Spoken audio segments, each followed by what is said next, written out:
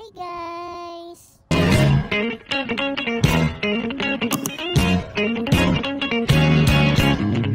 Today nga, naisipan namin magpunta ng mall para samahan ang tita ni Kia bumili ng mga gagamitin para sa school. Habang naglalakad nga kami, ayan, nakita niya si Jollibee.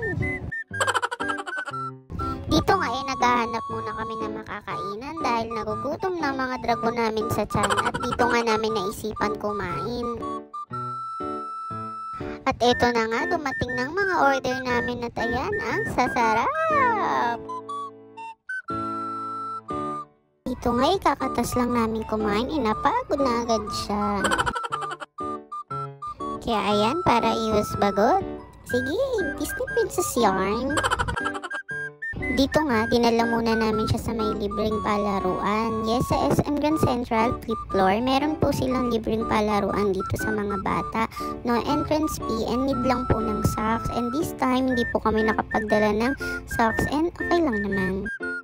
Diyan nga, tuwan-tuwa na talaga ang bata. Mga 1 hour din yung tinagal namin dyan. Dito nga nagpunta muna kami sa isang clothing store. Para syempre, para magpabudol. Di ko na nga na-videohan yung ibang store na napuntahan namin.